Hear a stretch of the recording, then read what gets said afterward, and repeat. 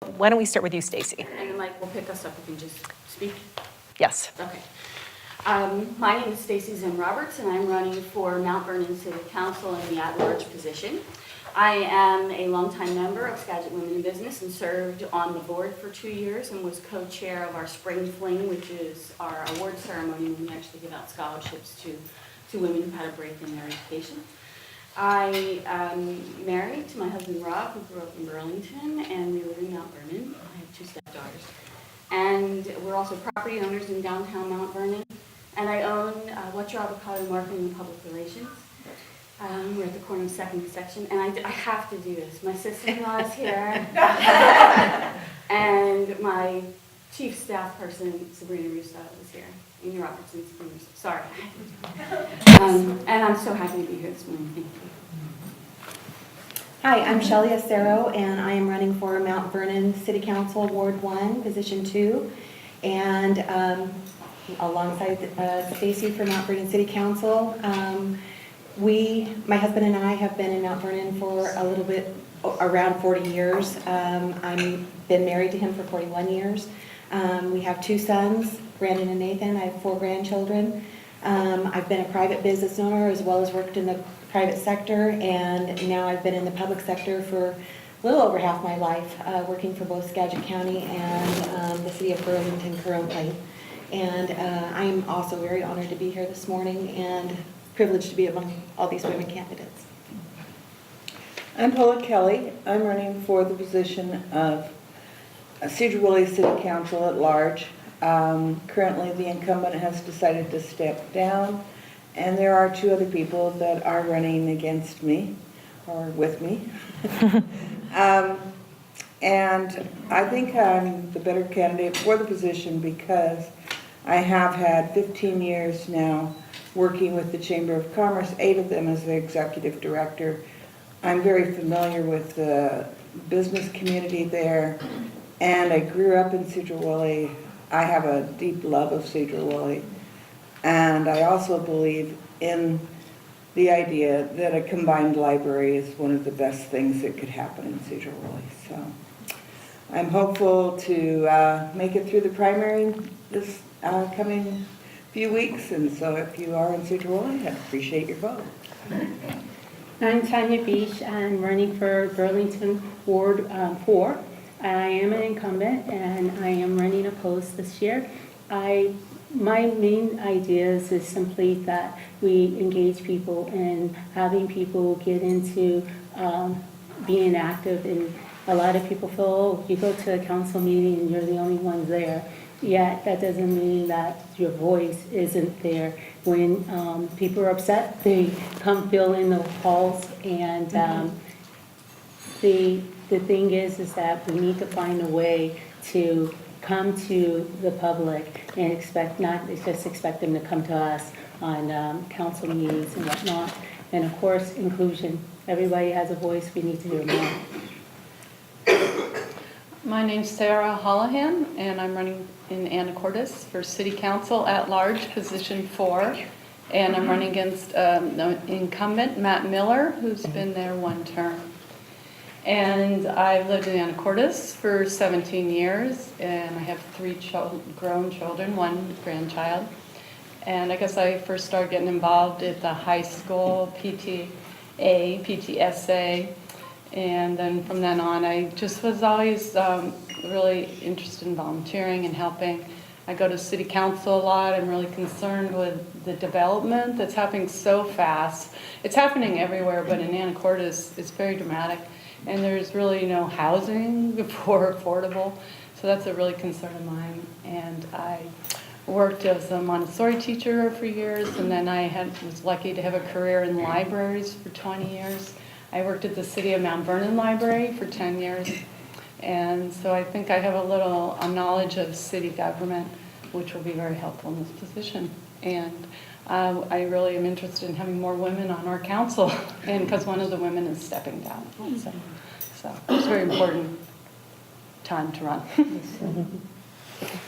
Thank you. Good morning, and my name is Iris Carillas, and I am a candidate for Mount Vernon City Council, Ward number position 2. And I am really thankful for you having me over. This is my first time here. And I just want to say my background is I am a public worker, so I work for Vernon School District as a migrant education program educator. My role in the community is being a community worker, serving many families on the fields and the agriculture. And it's really excited to see many women running for this position in politics.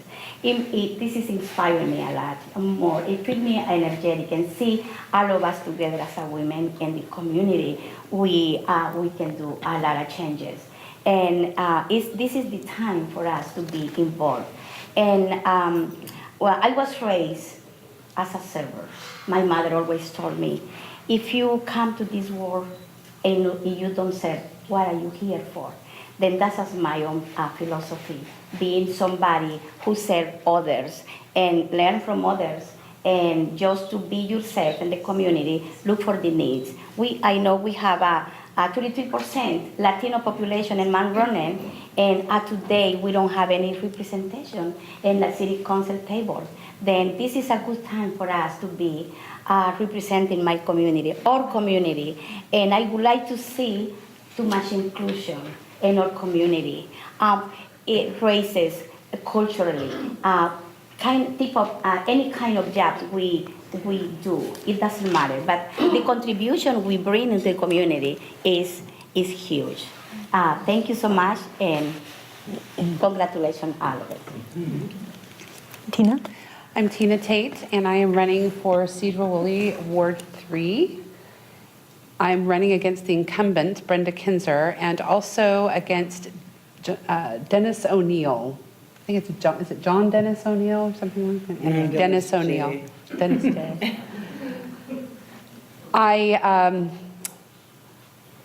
I've lived in Skagit County for about 20 years. I've lived in Cedar Woolley for 3 years.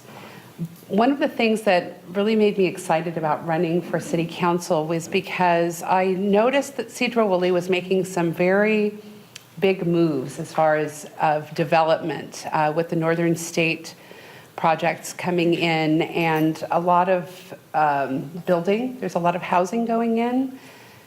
And there's just a lot of really good changes. It's becoming very progressive, which really excited me because I find that I'm a little bit more of a progressive type person, and I want to see the changes that are happening be sustainable. One of the things that the mayor recently said was that he's really glad that all of the cities work together and they work really good together. And I think that there's a lot of things that Cedar Woolley can learn from the other cities and how they've done things, and I really want to be a part of that growth and that learning process that Cedar Woolley is going through, and I think it's super exciting. And I'm just so honored to be here with all of these fantastic women. I've thought about going into politics for some time, and it was kind of a last-minute decision. I'm like, I'm going to go for it. I'm going to jump in and do this. So thank you for having us here. Well, and I just wanted to thank all of the candidates, because all of the candidates who are here are in opposed races. And so I know that their time is extremely valuable. One of the candidates was just saying that she was speaking at a forum just last night. So it's just, it's a pretty grueling pace, and they came here at 7 in the morning ready to speak with us and answer our questions. So that's, I think that's a really valuable thing for this entire group.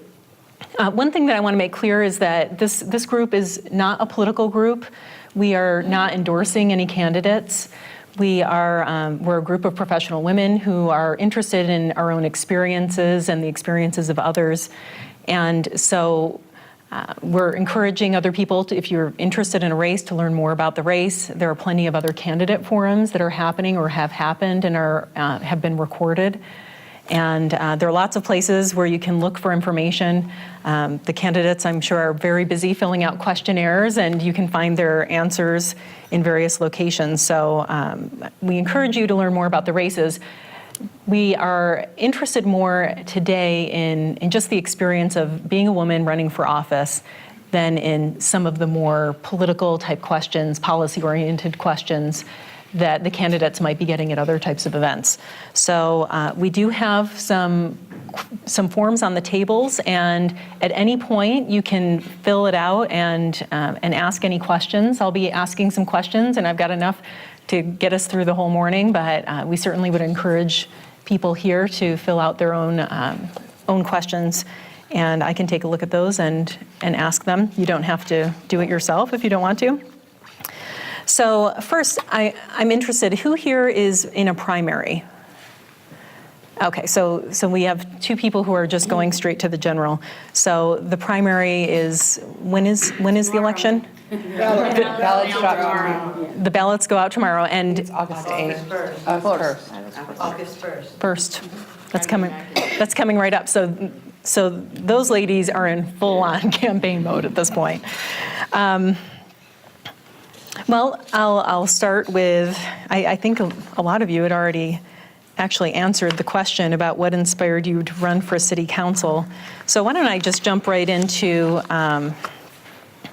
something I've been hearing in different places. We've been going to some forums, and there's some research online from the Pew Research Center that shows just about 2% of the general public has ever had their name appear on a ballot. And of that 2%, and that's ever in their lifetimes, and of that 2%, only 25% were women, even though women compose 51% of the population. And then the percentages for Hispanic and Black candidates who ran for office were at less than their percentage of the general population. So this data doesn't reflect who's currently running, just who has ever run for office. So these figures are probably changing currently when you look at the races that we have right now. And so it's interesting to consider, well, why is this? Why are there fewer women who run for office than men? And so research has shown that most female candidates are asked and then have to be convinced by their peers that they should run for office. And we talked about this at one of our meetings last year about how women are often our own worst critics. And so my first question is, were you asked to run for office? And what was the process in convincing yourself or others convincing you that this was the right step for you? So I'll start with Tina. No, I wasn't asked, and nobody persuaded me. I persuaded myself. I believe in fearlessness. I believe in doing things that scare you every day, and it scared the bejesus out of me. So I thought, I'm going to do it. Okay. Pretty much it, yeah. Yes, to me, it's yes, somebody convinced me to run for a city council. I never had any political experience, but people who has met me in the community, they have seen me how engaged I am in the community with families and migrants, families, students, children, all of that, our community. Then they said, why not to run to be a representation for Latino community, because we don't have those representation. And it's really sad to see how our community is being provided for the Latino families, how much we to bring in our community and be productive. Then I am really glad now, because this is a great experience just to get to meet many women. They are doing just the same as me. And that's why I'm here, and to see the inclusion in our community and do the best and continue advocating for all these citizens, being a voice in Mount Vernon and a new perspective. That's what I am here for. Thank you. Sarah?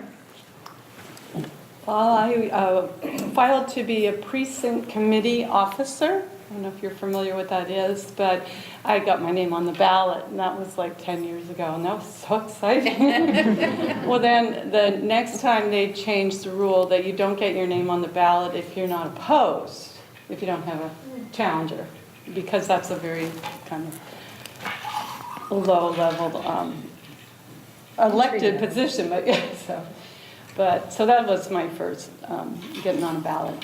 And yes, I did get encouraged to run. There's a group in Anacortes called, I think they call themselves the Anacortes Conservation Voters, kind of modeled after Washington Conservation Voters. And they approached me 4 years ago, and I was really interested because I think it was always in the back of my mind. And I spoke to Mayor Boudreau about that. I said, what do you think? And she said, go for it. And then I was just going, wow, how do you balance your children and a campaign and a full-time job? It was just, I was a little overwhelmed. But then this round, I actually was on the Conservation Group's search committee for candidates, and we were interviewing a lot of people, and we had some great young people, but then they said, well, I don't think I'm ready. And then I saw that this gentleman was unopposed, and so my search group really encouraged me and said, we'll help you, so go for it. And so I did. Now here I am. Thanks. I was encouraged to run, but basically I grew up in a political town, so running for office and being politically active was, required. And if you didn't do it while you were alive, you definitely would be voting while you were dead from Chicago. So there's always inspiration. And I know the rules now that you only get to vote once, right? And let's see, but so basically I've always known that there was always a place for me and to get out and do it. And so that's why I'm here. Thank you. I was encouraged to run actually by the incumbent, Brett Sandstrom. He came to me several months ago and said, I'm not going to run and I hope you'll take my seat. And I told him I'd think about it because, as Sarah said, there's a lot of things you have to balance. And I think that's one of the things women are always challenged by is balance. How many things can we put on our plate? How many boards can we serve on? And I kind of feel almost like if I am elected, I will have to give something else up in order to give myself enough time. But that wouldn't be my job, at least, although some of the things that may come before the council would be things that have to do with the chamber. So I'd have to recuse myself from those votes. And what's your current job? Executive Director at the Chamber of Commerce in Cedar Woolley. And, but primarily I think that the two can still work together. I work currently with SKIDA, with the EDAS group, and I'm on the board with the hospital and, Cascade Loop Association, a lot of different organizations throughout the region that represent us, not just in Cedar Woolley. But as Tina said, we've got a lot of things going on in Cedar Woolley. It's good. It feels good there. I like the changes. I wouldn't advocate burning buildings down in order to have, get some downtown renewal, but at the same time, it is got a whole new feel, and we're excited about it. There are projects going on right now, like the BYK project that is building 48 units in the downtown area. And they've been told by the realtors that those will be filled the minute they're open. Mm-hmm. And that's how much affordable housing is needed. Mm-hmm. Other reasons to run, from women's point of view and things like that, is because we need that female voice on the council, in the Senate, definitely in the Senate. So if you guys are going to go for it big time. Although we have two great female senators right now. Why don't we move on to Shelley, and we'll ask a few more questions. Okay. So Shelley, what inspired you to run? Was there a group of people, or is this something that you just decided to do on your own? I actually ran in 2013 against Ken Kwam at that time, and the reason why I ran at that time was because having watched the city council meetings on television, I thought, wow, we could have somebody who's more involved, who brings some questions, who brings some discussion to some of these issues. My children and my husband and friends of mine who have seen, I have a motto through my lifetime, which is you don't just belong, you participate. And that's what I want to do. That's what I've always done. And so through that, they encouraged me, go for it, Mom, go for it, honey. So I'm like, okay, we'll do it. It didn't turn out in that year, but I thought, you know what, I'm going to try it again. And I got some more encouragement that said, yeah, go for it. So I did, and Edith and I are running for the same seat, and I think it's wonderful that there's diversity that's being represented. And I just think that there's a voice that women can bring sometimes that men just don't understand. And we can think through things just a little differently sometimes. Not that there's not some good candidates out there and some good council members there, but I think that I would offer a different perspective. So that's why I did it. Thanks. And Stacy? I have always been of the personality to put myself out there. I was 4th grade class president. I was. And vice president of senior class in high school. And I've always had that participatory drive. I always wanted to be involved. I served on many boards professionally in industry. And when I moved here, I said to my husband, I want to know more than just your friends and family, although I love you, Amy. But I wanted more. I wanted to have my own network, not just his family. And so I took a job at the Economic Development Association of Skagit County, which I was looking at different jobs in different parts of Western Washington, but my mother-in-law and father-in-law were so smart and sat me down and said, if you are serious that you want to make this your home and you want to become a part of the community, then you can do no better than to take this job at EDAS under Don Wick, who knows everyone and everything. And believe me, every day he'd come to my office and give me a Skagit County history lesson. And it was great. You know, so that really launched me. And then as part of that job, one of my benefits was I went through Leadership Skagit and graduated in 2012. And that gave me a lot of the training that perhaps my 4th grade class did not. And I really felt confident. And then I was so lucky to become friends with Mayor Jill Boudreau, who honestly is one of the smartest people I've ever met. And she and I have lots of conversations about government, and I'm such a geek for it. I just love it. And we have these really interesting conversations. And about 4 years ago, she said to me, you know, you should run. And at that point, I had just launched What's Your Avocado, and I wasn't ready. But I thought about it pretty much every day for 4 years. And when the time came to run in Ward 3, my good friend Melissa Beaton decided that she was going to run. Where are you? She's so smart, and she's really organized, and I thought, gosh, I don't want to run against her. I want to play with her. I want to work with her.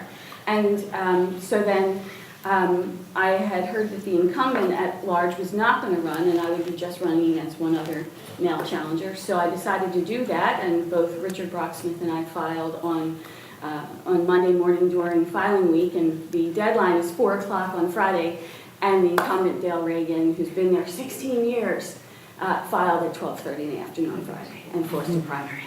So that's where we are with that.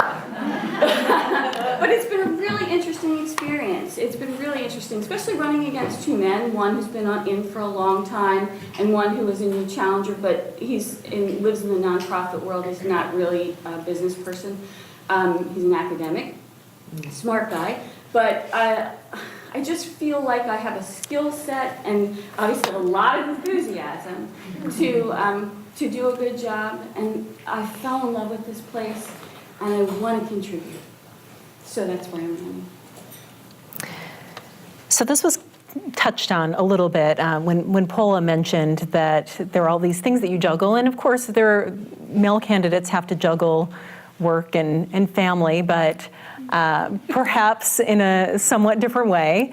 So are there, I'll just ask for everyone to limit it to about a minute so that we can hear from everybody, but do you feel like there are challenges that you are experiencing that your male opponents are not, or that not maybe specifically your opponent, but that a male candidate in a similar situation would not be experiencing? So actually, Stacy, we'll start with you and go back around.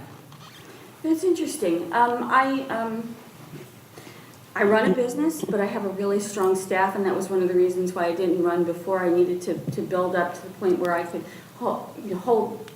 hand over duties to a smart staff like my Sabrina. So that really helped me, and we're an all-girl office too, which is kind of fun. I have 2 stepdaughters, but they're grown. If I had little children in the house, I think that would be really, really challenging. My husband is incredibly supportive. I would say that he is my campaign manager. All those signs that you keep seeing all over, Robbie put them in the ground. So we're a partnership. And I don't know, when I married him, my intention was to have a true partner in life, and I do. I'm so grateful for that. I have heard a lot of women are hearing negative comments about women candidates, and that upsets me. In my case, I have not heard that to my face. But I have sat in between 2 men who want me to lose, and that's a really weird experience because we're collaborative. Women are collaborative. We uplift each other. And it's really weird to feel that negative energy. And that's something I want to follow up on. So we'll move it along. And Shelley, are there challenges that you feel like you're experiencing that a male candidate wouldn't be? And if you don't feel like there are, have you maybe heard some negative talk just because you're a female candidate? It's related, but Right. something Stacy touched on. You know, I don't think that I can honestly say that I have any different challenges that he would have. We're both running for the same office. We have the same duty to do our homework and know what the issues are, and you know, how we pursue it might be different. The challenge remains the same. And so I don't think that I necessarily have a different challenge than he does. I think it's essentially the same thing. And the second part of your question was? Well, and I remember at the forum in March, Mayor Boudreau had mentioned that that she had encountered, particularly with older women, some negative comments about being a woman running for office, and I had experienced some similar things. And so I'm just wondering, are there things that you're encountering on the campaign trail that you feel are different from what a male candidate would be running into? Again, and I'm not feeling any negativity towards me in particular. I think that it's harder in general sometimes for women to get out there. Just as you mentioned those statistics, you have the metrics of 2% of people who are on the polls, and a small percentage of those are actually women. So I think that the objective of getting women out there and being recognized as vital to the role that we play is essential. So I personally haven't experienced negativity in my race that I'm running, but I know that it's out there with regards to women in politics in general. Okay, thank you. Paula? Well, right now we have 4 women on our council in Sedro-Woolley. So on a 7-person council, there's 4 women. Personally, I think that's wonderful for Sedro-Woolley. And the male person that I'm running against, I think, is a reasonable young man. I don't have any particular objections to him. But the gentleman that is running for the same seat as Tina did get quoted in the paper the other day as saying that the council was better when it was ran by older, intelligent men. And so, yes, it's out there, and it's out there in Sedro-Woolley. And he's not the only one that thinks like that, unfortunately. But, you know, we are more than 50% of the population.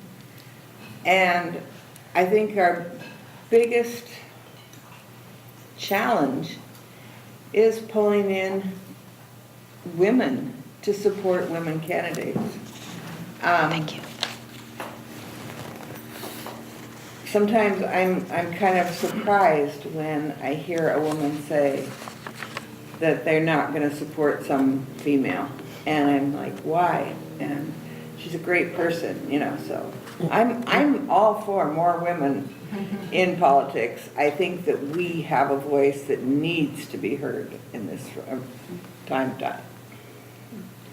Well, for a long time, Burlington had 4 women, so the majority was women there, and that was pretty, great background for Burlington, and I think Burlington are progressive thinkers and looking, for the future and open. Sorry to hear about that with Senator Woolley, but I do believe that part of the challenge for women is that men have more time, and even with the same amount of workload, I have a military background, so I spend lots of time with men. And it's kind of nice in the sense of having where there's a flip and where the men are definitely the majority in the military. And so that gives a different perspective. And so when I don't really feel the negativity of being a woman doing, what I do. And even in the military, you would have those people who wouldn't, but then you have those great number of people who just spurred you on just because you're a girl. And you're like, really? Okay, thanks. And, I don't have to do that watch. All right. So it's, I think, perspective. So, you take the negative as a motivator and you take the positive as a smooth ride. Sarah? Yeah, I'm not in a primary, so I haven't run into a lot yet. And I do feel that women maybe, like Stacy, I've always liked to put myself out and be a leader, but I don't know if I have that same assertiveness that tends to be more male, especially with my opponent.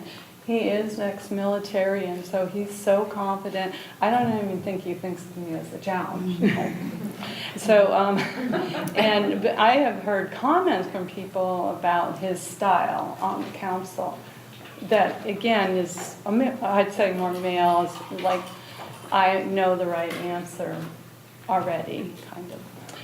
So that's something that I have to grow into, being a little more assertive.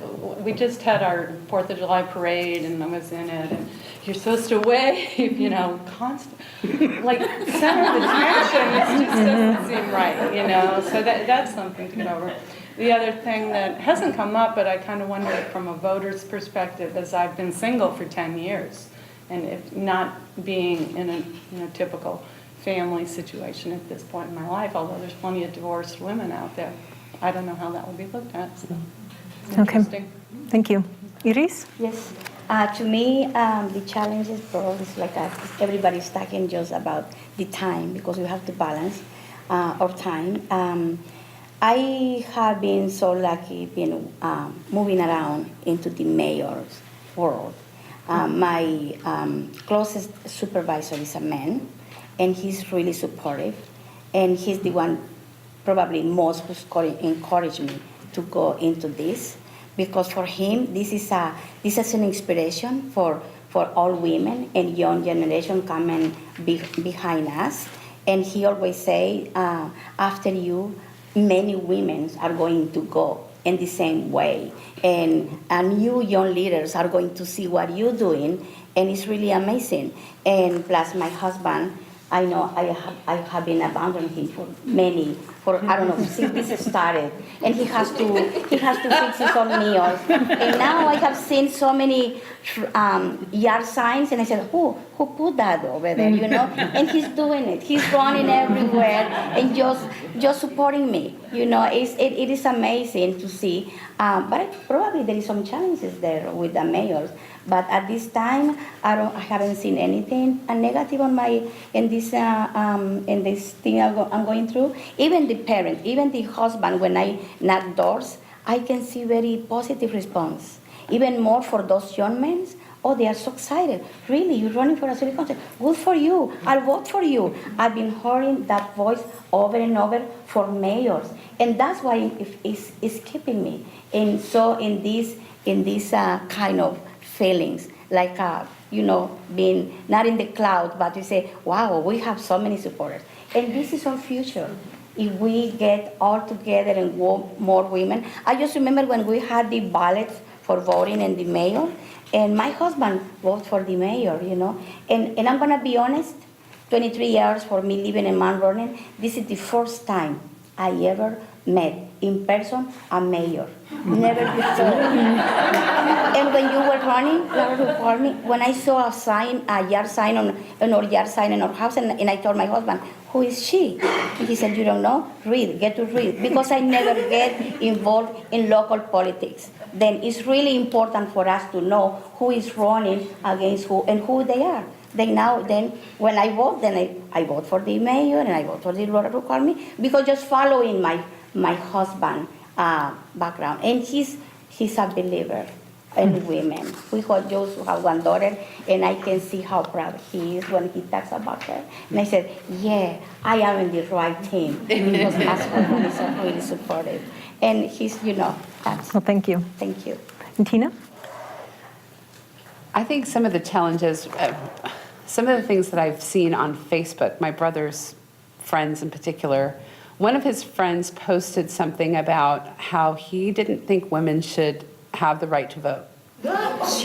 Because women are very emotional and they vote for the candidate that they're most attracted to. The most shocking thing about that statement was how many people said, you're right, to that post, and including women. I was shocked. I mean, that's one of the things that's like, okay, this has got to change. I mean, the whole political scene right now is very male charged. And we as women, I feel like we really need to turn that around. But that is something that is a challenge facing us, because I think there are a lot of people out there that think that same way. And when Paula talked about my opponent and the thing that he said, it also, one of the other things that he said was that he felt like all of the city council members were just kind of going along with the mayor, and they weren't independent thinking. So just because people agree and get along doesn't means that they're not independent thinkers. So that really bothers me, and I think that that's kind of a male view in a way, that you have to be obstinate and challenge everything to be considered intelligent. So those are some of the biggest challenges I think we as women face, is that kind of mentality. And when it was just myself and the incumbent running, I felt pretty comfortable. But when a man decided to run against us, I even had my own doubts of, are they going to vote for the man just because there's so many women on the council right now, and because it is such a male-dominated thinking right now in particular. So those are some of the biggest challenges that I've seen. I've not personally encountered anything, but I think just the whole feeling nowadays is men are kind of standing up and saying, well, women can't do anything, so what we need to take back over. So yeah, that's what I see. Thanks. Well, it sounds like everybody's had some interesting and diverse experiences out on the campaign trail. And we did get a question. Actually, we had two questions from the audience, and they're both very similar. And so I would ask everybody just one or two sentences, because we're a little short on time right now, but what would you say to other women who are new to the political system and are aspiring to run for office? Don't be afraid. Don't be afraid. It's hard, but it's actually really fun. It's been an opportunity to learn, and you can do it. Thanks. Shelley? I echo that, and do your homework. Know what it is that you're representing, know what it is that you're trying to accomplish. I agree. You shouldn't be afraid to do it. Once upon a time, I had a young lady ask me, should she apply for a job? And it was with the city of Cedar Woolley, and this has been oh gosh, at least 25 years ago. And she's still there. But when she applied, she was really hesitant just to apply for the job. And I said, well, what's the worst thing they can say? And the worst thing they can say is no. Well, you know what? Get over it, move on. The next person will say yes. So just look for the yeses, look for the people who support you, and go for it. You need to be in on this process. I Tanya? totally agree. Yet I want to share on when you were talking about they're saying that women are so emotional, and I'm thinking, what happens if the Super Bowl game does not get played? I don't know if I'm being talking in on emotion. Sarah? Do you, it is hard to top that. So do you have any advice for? Advice. I think it's just a perfect job for women because you get to meet so many people and listen to their stories, because that's what we're really about. We want to serve our constituents, and it's a wonderful experience that way. I would say you're definitely throwing your privacy out there, but in this day and age, if you have a cell phone, you know, it's kind of already done. So there is that level of you're out in the public, all your personal information. And then also I would just say, you know, get a really good support team. You know, I have a support team, but you really need that, I think. And you'll be surprised how many people will come forward to want to help. But that's what you want. Thank you. I would say yes, go for it, you know. And always look at young women and just encourage them. Go for this, because it doesn't matter how the results are. Just for us to be in this, we are already winners. Because we to get to know each other and see this trait everybody has. And everybody here, if they pass, if I don't, they are resources I'm going to use to continue doing my job, advocating in our community. And don't be afraid. I'm not afraid right now because I just see how many people think or have the same similar thought what I am doing this for. And just tell, don't be afraid. Just go for it. And I want to see, my dream and my vision is to see many more women. It doesn't matter what age they are. Just go for this. This is a great experience. Tina? I think that this is really fun, and it's a learning experience. I mean, that's what life is, right? Life is a learning experience. And so in doing something like this, I just take it as one more thing that I get to learn from. It doesn't hurt me in any way, and it's worth doing. I don't have that support system. I have a lot of people that support me, but I don't have a group of people that are helping me. I have 2 people. But that's okay, because I feel like, you know, even without that support system, I can still do this and learn from this. And I do have a lot of people that are supporting me. They just are very busy people also. And so just do it. I mean, go out there and experience life. And this is part of life. And this is a very important part of life for all of us. So I encourage you all to, no matter where you are in life, to give it a try. Well, thanks. And I would just add, what doesn't kill you makes you stronger. Yes. Amen. So I'm not dead, so I must be stronger. But also, people who've gone through the process are always happy to just share their experiences with other people. If you've gone through this, you know how scary it is when you're starting out. And I haven't talked to anyone who's been through this process who isn't willing to sit down and share information about how that works. So definitely talk to other people who've been through it. And Add something to that? sure. I just went to a training sponsored by Emily's List. I think you probably all are familiar with them. They are just promoting women in government and in elected positions. And there's a lot of resources and money out there.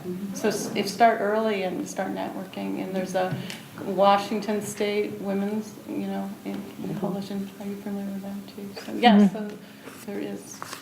Yep, there are resources. So Lisa's looking at her notepad. I think we're running a little short on time, but very quickly, And I think this is something that maybe the way women communicate, we've heard some things about the collaborative style that women typically take.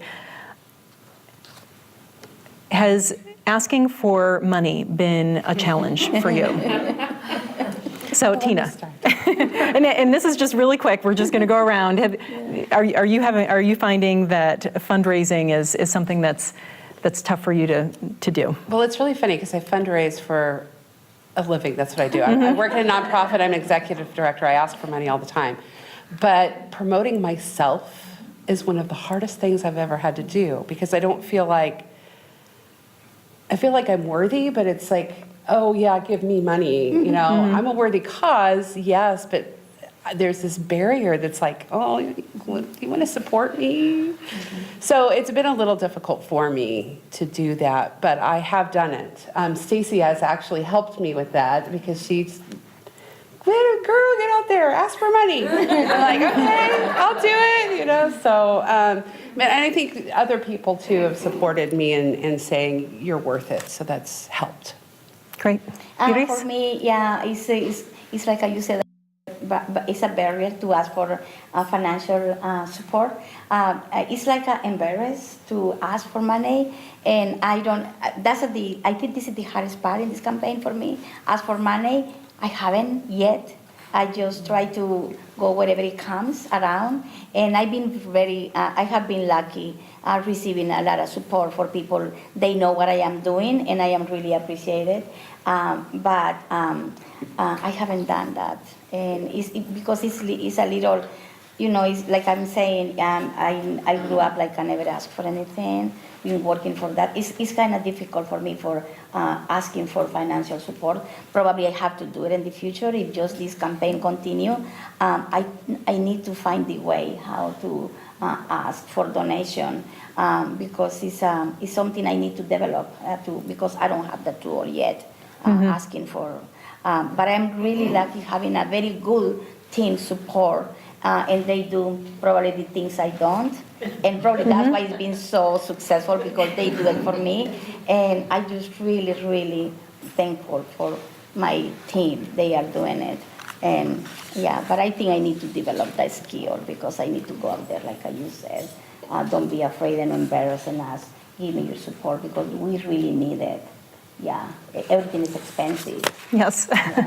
So Sarah, have you I had a kickoff, and so I got some initial donations, and then I haven't really started doing the asks. So many people are supportive, and they thank you, and they congratulate you for filing. And so, I haven't done anything, I just filed, but they're congratulating and thanking you because you're standing up for them and giving them a voice. So I know the support's out there, so now I do have to do the actual personal ask. And just remember, I'm asking for this, we are trying to get our ideas across. It's not just about me, but I have to learn to ask also. I haven't done that quite. You guys can give me money at any time. I'll take you back. If you want, I will walk to you and take the money. Thank you very much. That's Chicago politics right there. Let's all learn from it. All right, so Take the information and call you back. this is the incumbent. Tanya knows what she's doing here, obviously. I think it is difficult to ask for money. It's certainly something that is required. I mean, I'm finding it quite expensive to just even keep up with my opponents in the signage wars that we have going on in Cedar Valley right now. Laura was even talking about how she noticed, you know, like one of my opponents had 4 signs in a corner yard, and then my friend who lives next door said, well, give me 2. And yet, you know, they're not cheap. No. So if you can donate to any of these ladies and you want to support them, they do need it. And I do hope you will support them financially as well as with your votes. Yes. And Paula too. And She's asking for us, but not for herself. All of us. Shelley? I think in general as women, it's hard for us to ask for things. We're always willing to do things. So for us to actually say, hey, would you mind assisting me with a little financial contribution, not just encouragement, but actual resources, that's a little more difficult. And whatever you don't give to Tanya, I will. Stacy? I actually had the same feeling that this was really, really an awkward situation. How do I ask people for money? I decided to run. They didn't make me. But I was endorsed by the National Women's Political Caucus. And what they did was they did a training on how to ask for money. And what one of the trainers said was, people don't realize that they're supposed to give. That you actually have to ask. Or let them know what you're going to do with the money. So, for example, this bag was $20. A sign is $10. I've got a mailing going out this week that's costing $1,500. And all of that adds up. And when I went into it, I'm a marketing person. I know how much this stuff costs, but I didn't think of it as me as the product. But if we're going to accomplish a goal together, we have to get the message out. And we have to deliver the message where people will receive it, right? That's marketing 101. And so in order to do that, you have to spend money to pay for postage, to pay for printing, to have signs made. Each one of those signs is like $10. So if you had never thought about it before, and if there's somebody sitting up here who inspires you, who you would like to see move through the primary or into the general, $10 is a sign. That's all it would take if 100 people did $10. And if you ask your friends to give $10 and more, that's even multiplying great. So we just had to learn to ask. And Tina, you did say that you was municipal. They said you have to ask because people don't know. Yes. Well, thanks. I think that everybody's learned a lot from this, and I'm sure everybody here has more that they could share, and other women who I know who are here who've run for office as well. But thanks so much for taking time out of your very busy campaigns to come and talk to us.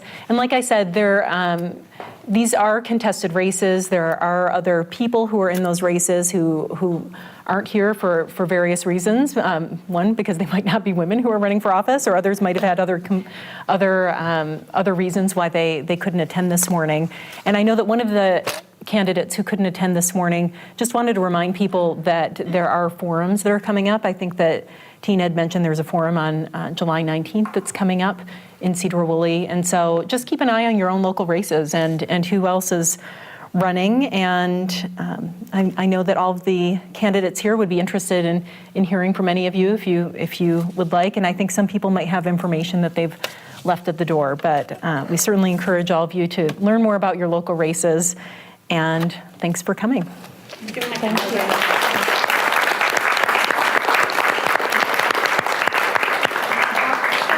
There's one mention, or one thank you I do want to point out is the Skagit Valley Herald does a really great job of covering these elections and providing those questionnaires. Brandon Stone is here today.